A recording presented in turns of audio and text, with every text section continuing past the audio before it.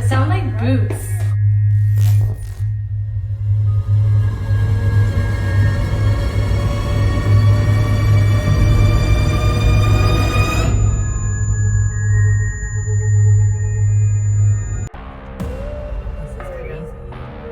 We're at Patterson House.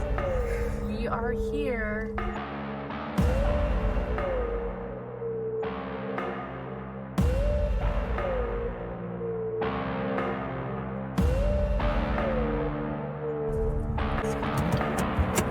Ready. We all have skeletons in our closet. Yes. Hi, my name is Greg Cowdery. I'm the curator for the Patterson House Museum located in Winchester, California. And it's an interesting town, and it's got its own little secrets, and sometimes we tell them and sometimes we don't. And sometimes we tell them and sometimes we don't.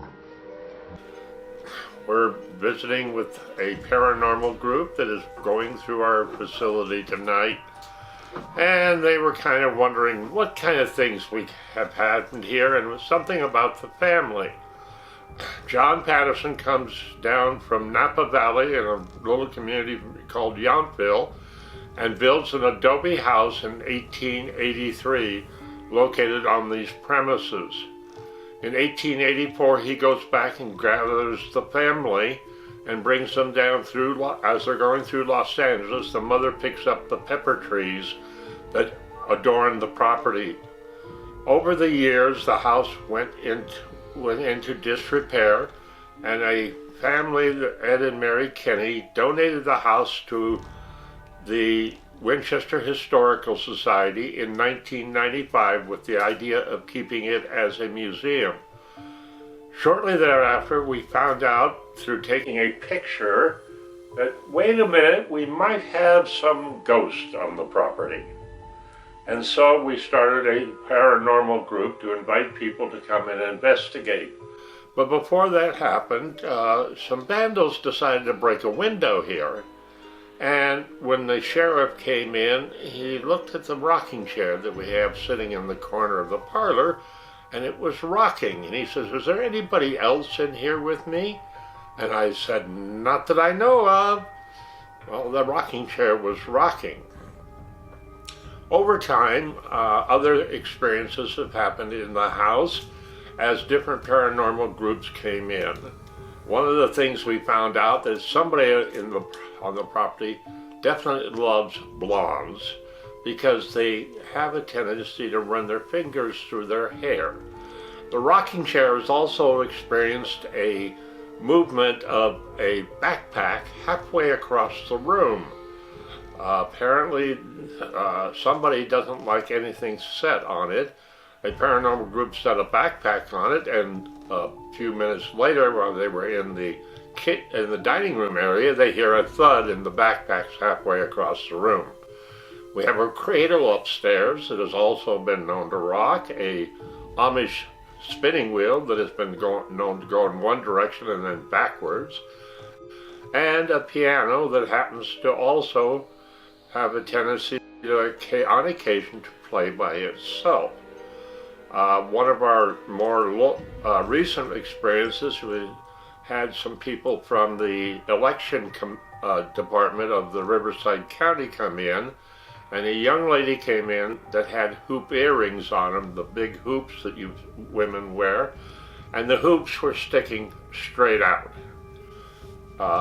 Other experiences have happened throughout the house. One room has a tendency to maybe be a little bit depressing, a little bit sad, and but it happens. And these ladies also have experienced some interesting things and sent us videos also. The last time they were here, they had a little problem. Their batteries all went dead. So much energy in the house, it probably drew all the power out of the batteries. Another one that we've had recently is there was a group upstairs investigating, and all of a sudden they hear noise in the parlor. When they came down and visited the parlor, they went back and there was noise coming from upstairs. One of the earliest ones, before we even got the house, a gentleman decided that they were going to camp out in one night here, and all of a sudden they hear a bouncing ball coming down the stairs. And so consequently, they left quickly. We also had a couple of young ladies come in one time that were with a paranormal group and said, "How does it feel to have two strong women in your house?" Immediately, John came right through a solid walnut table and invited them to leave, and it took him about 30 seconds to be out the front door. Now, some of the family, John and Clarence, were both blacksmiths. John, after he passed away, of course, Clarence continued and became a mechanic, moved to Ventura County. Tilla Patterson, at age 20, before she had the right to vote, becomes the station agent for the California Southern Railroad, aka Santa Fe, a Wells Fargo agent, and a Western Union telegrapher. She will serve in that capacity until 1929, when trucking became the better way of moving goods and Santa Fe closed the station. The station sat abandoned for many years. You could have the train stop by just being out in front of the station and hailing it to slow down and pick you up. But in 1942, a local farmer tore the building down, moved it out to the Scott Road area, and turned it into turkey brooder houses. Farmers don't waste anything. And I'm open to any question you might have. I have a question. So the last time we were here, I smelled someone with really bad, like, stinky feet.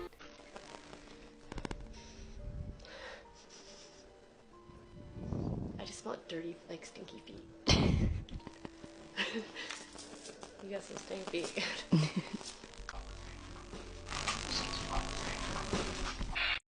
And then within probably 15 minutes, I would say, I actually wound up catching an EVP of a man saying, "Pardon my feet." That one we haven't heard of. Yeah, it was, I was like, it's, you know, like they work in boots all day long. You know, he comes home, takes off his boots, and they probably, you know, stinky. It came out of nowhere. It only lasted probably like maybe a total of 10 seconds. We have pictures of from different people that have shown up here. One of them is in the hallway upstairs, where you see three people standing looking at the camera, and in behind it is a shadow of a person. We believe it's Jesse. Jesse has adopted me. I've told this story a few times, but Jesse seems to be standing behind me at times. Jesse's also seen walking between the two rooms. Jesse's a girl. This is Jessie the girl. We also have a night watchman that has been seen on the grounds with a top hat and walking around the grounds. So there are different experiences. Everybody seems to find a different one or a new one, hopefully. Is there an Abbey? Huh? Is there an Abbey that... Abbey? There's no Abbey. Huh.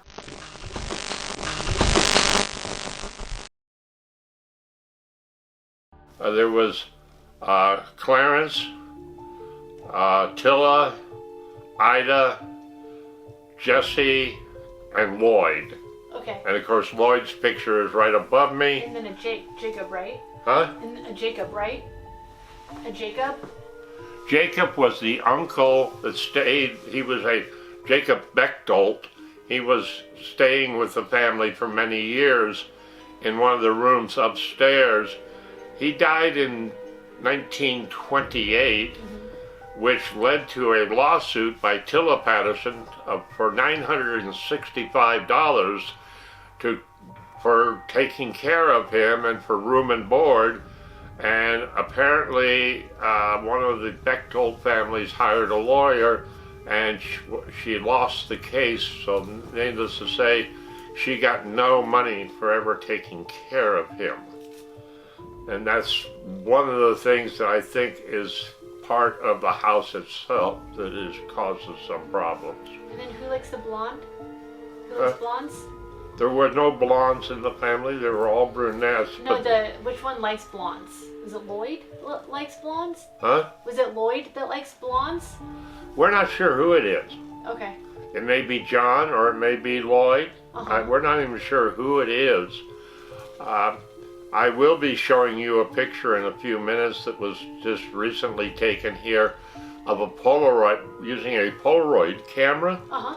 And half of the picture is gone, but there's a woman walking down the stairs. And that one is very interesting. And of course, we've gotten a lot of blurbs of energy, etc. in the house. I caught that one light anomaly going up this wall right here that I sent you. The what? There was like a light anomaly that went up the wall. I sent you that video.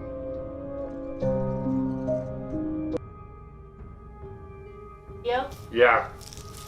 Yeah, and they've found when people investigate outside, they've seen people just all of a sudden go whizzing by them. Mm-hmm. And there's no reason for it. It just happens. And so there's a lot of them. There was a story at one time of a 10-year-old boy who drowned here. And in all of our investigation, we have come to the conclusion that it didn't happen. One of the investigators actually got a name for him named Owen. But what we found out was there was a gentleman during World War II from this area who was a prisoner of war in the Philippines after General MacArthur left. He survived the Bataan Death March to be put on what they call a hell ship, which was where the Japanese crammed the prisoners of war into a freighter and were shipping them back to Japan or Korea to be slave labor. One of our own submarines found it and sank it. And this is just a theory, but his name was Owen Graham. He drowned, needless to say, when the ship was sunk. And my feeling is that the Owen may have come back as a 10-year-old boy and to revisit the community that he grew up in. So that's my thoughts. Yeah. What area has like the most activity? What area has the most activities? It appears most of the activities is in around the kitchen area and also upstairs in the uncle's room. Those two seem to carry the most activities, but again, the rocking chair is in the parlor. So, yeah, you just never know. Is uncle's room the one directly across from the spinning wheel room? Is the uncle's room the one directly across from the spinning wheel room? Or is it Yes. Okay. The uncle's room is directly above us on this side. The spinning wheel room is across the way. That was Tilla's room. Tilla's room, okay. The room over here was the boys' room where the baby's cradle is. Okay.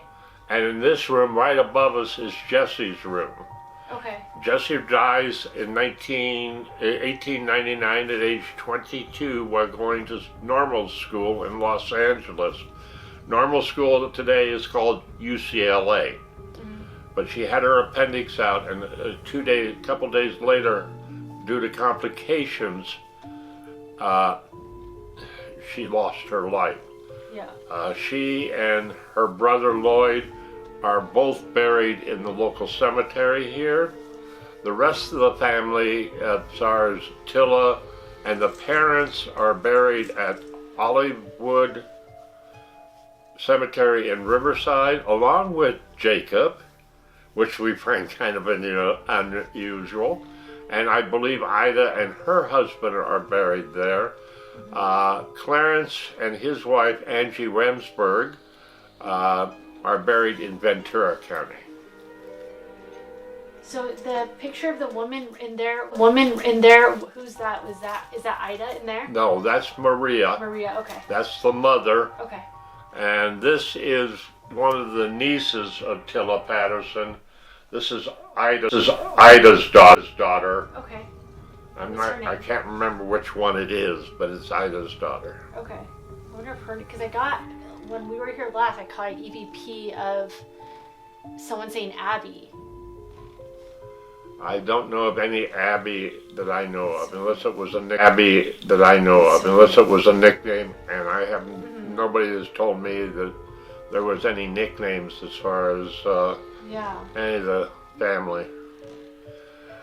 We have had other spirits on the grounds that were not connected with the family. Okay. So, some people have said that they've noted as many as 12 spirits on the grounds. Oh my gosh.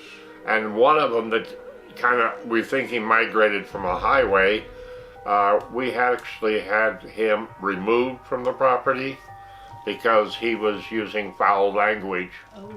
And we just didn't feel that it was proper for this house to have any of that, because this family was very much involved with the temperance union. They were members of the Independent Order of Good Templars and the Women's Christian Temperance Union, and this whole community was a temperance town. In fact, in the deeds, if you were caught dispensing alcohol in your own home, your property reverted back to the original owners. So I like to tell people, I don't want to hear you complain about your CCRs. Yeah. And then recently we ran across the articles of Jacob's death, where Tilla sued the family for room and board, and she lost. And we also found out that he was an owner of quite a good-sized piece of property over on the east side of our community around California and Simpson. Awesome. Do you have any other questions? Do you? No, I think that was great. Yeah, I think that was really good. Yeah, super informative. Anything else you want to learn? Whatever you want to tell us. I think I pretty much covered most of it. Yeah, that was a lot. The community's only been around here since January 23rd, 1888. We just got through with our third annual of the newest revision of Winchester Days, where we had a booth out and talked about the history of the community. Right. But, we all have skeletons in our closet. Yes. What are some of your experiences that you've had in the most recent one? In here, the most unique experiences was the Polaroid camera shot that I'll show you. And if you want to take a picture of it, you can, off of mine, or I can send it to you, either way. And then the fact that the group in one room and the sounds in the opposite end of the building, and then up, back and forth. So they were doing a lot of getting their steps in, running back and forth to see if they could get anything. And then didn't you have something happen with your appendix as well? Yeah, in 2010 I had a slight twinge in my body, and my family said go to the doctor.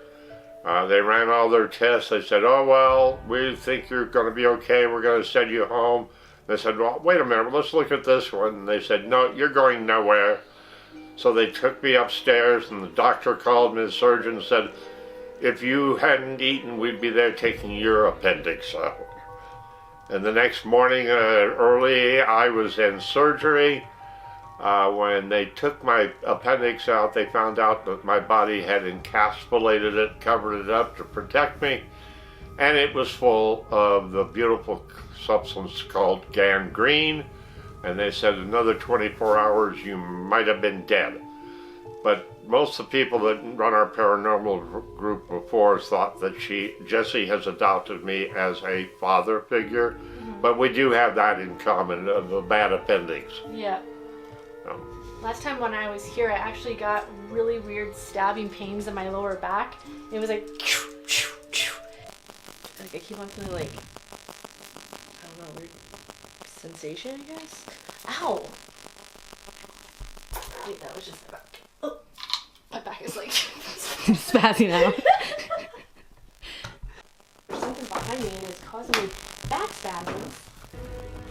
And I remembered you saying the thing about the appendicitis. I was like, I wonder if they were weird symptom pains, you know? Yeah, It was just so random. It was the weirdest back spasms, remember? I didn't have anything except just this one little ache right here. I didn't feel bad. I just had a little ache right by where the appendix is, and it wasn't enough to even then me to consider going to the hospital about it. It was just happened. What was like your connection with Jessie? Like, how's that been? Well, it's just that some people have actually seen her standing behind me.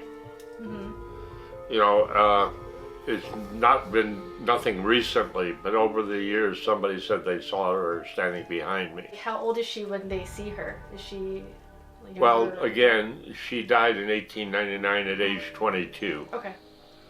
Yeah, she died very young. She was going to become either a teacher or a nurse.